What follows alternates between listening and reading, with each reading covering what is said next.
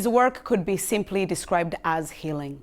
His specialty is in craniofacial surgery, a type of reconstructive plastic surgery. Dr. Andrew Wexler has traveled the globe, putting his medical training in the front lines, helping some of the most poorest people feel whole once again. At his home in Woods Hole, I sat down with Dr. Wexler to talk more about the profession that has helped restore many lives and hear more about the lessons that he has learned along the way. Craniofacial surgery has to do with a lot of the skull and the facial bones and deformities of the head and neck and facial region. And that includes things like cleft lip and cleft palate, which one prevents them from appearing normal in society and prevents them from speaking normally or eating normally. Others have to do with malformations of the cranial vault, where you actually have to take a baby's skull apart and put it back together in the right formation, otherwise the child's head deforms in unusual manners. And it was this work that took Dr. Wexler to 21 countries across 5 continents. His first medical mission work was back in 1993 in Kenya, working for a nonprofit organization called Project Smile. Some of his work abroad involved treating crossbow and spear wounds from tribal warfare.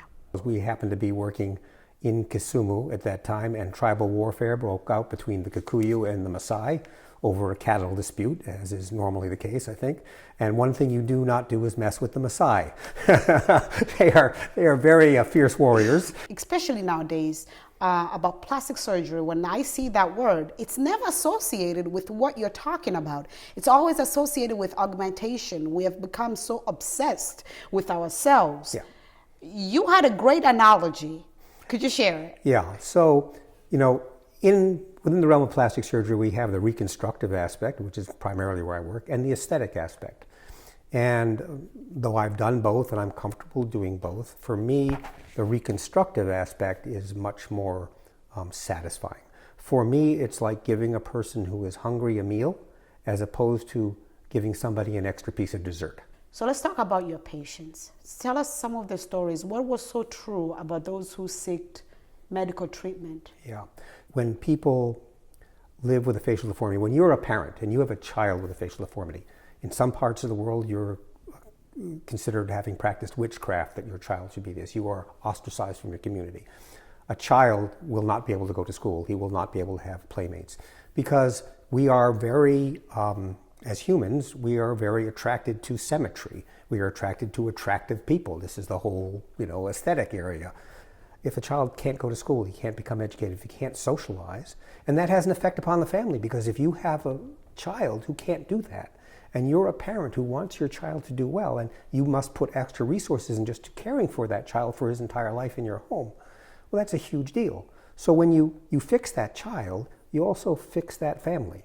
And when you fix that family, you're also bringing them back into a community. Mm-hmm. And it's like, I always say, it's like throwing a stone in the water, and you watch the ripples go out. You also touched upon the bravery of these patients. Absolutely. There are so many stories I could tell you. These children, sometimes I can tell you a little boy, Charles, and his little brother, his brother had a cleft, and Charles was about 10, and his little brother was about 6. And they walked 100 miles by themselves across the African savannah to get to the hospital so that his little brother could be fixed. They did it by themselves. I could tell you about Chastity, who was this little girl who had terrible burns and fused her body and her arms. She couldn't lift, and she couldn't lift her neck because she was so burned and fused together. She had missed a team. She waited for a new team to come to that hospital for 3 months by herself at the age of 12 in the courtyard, begging from the nurses for food, by herself, 3 months waiting for another team to come to release her from the prison of her own flesh. There are so many stories of these children. Daniela, a 17-year-old boy I remember in Brazil. You asked him, what do you want from this operation? He said, well, someday I wish I would be able to kiss a girl. The simple act of being able to kiss somebody. And he says, and maybe when I'm fixed, maybe my father will hug me, which he has never done. So you're dealing with lives. You're dealing with huge impact upon that individual person. Could you talk about some of the lessons you have learned from watching them? I think, though cultures are very different in so many ways, there's one thing that binds all humans together, and that is a parent's love for their children. When you insert yourself into that by helping that child, some of that parental love comes back to you, and it's a palpable energy. And it's for me, that's as addicting as a drug, and it makes you want to come back and do that time and time again. Dr. Wexler says he has discovered profound life lessons from working in struggling countries.